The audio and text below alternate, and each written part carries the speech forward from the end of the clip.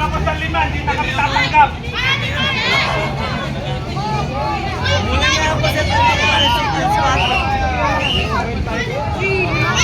Namin sa inyo ay mas mahalaga pa sa gamit o ari-arian.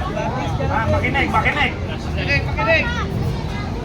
Maaari nating salubungin ang bagong taon na punong-puno ng saya at galak sa paggagamit ng mga alternatibong paingay.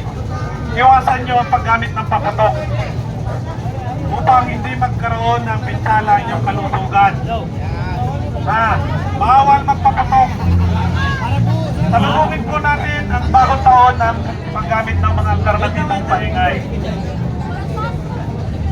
Ang Lungsod Quezon po ay marihing ipinaabot na paggamit ng papatok ay pinagbabawal.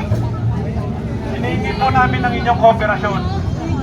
Kami po ang inyong kapulisan sa Project 4 Police Station sa pangunguna ng aming buting pinuno, si Police Lieutenant Colonel Jewel Nicanor. Magandang gabi po at marami pong salamat. Naibigay ko lahat! Iwasan po natin na magpapatok ng pinagbabawal, lalo na yung paggamit ng baril. Makinig po kayo, kasi yun ang biyaya ang magkaroon ng buhay. Hindi mapinsala yung buhay. Kaya kayo, yung mga magulang ng mga batang nandito, nagpapasalamat po kami sapagkat yung kapulisan niyo po ay inyong pinagkatiwalaan na magbigay sa kanila ng munting mensahe. Bago magtapos yung 2023, kasama niyo sila, kumpleto ang bahagi ng katawan,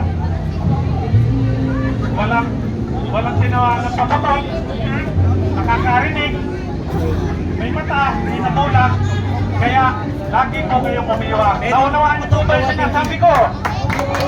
Ang palakpakan!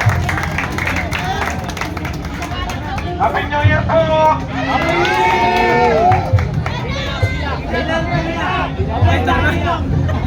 Lila!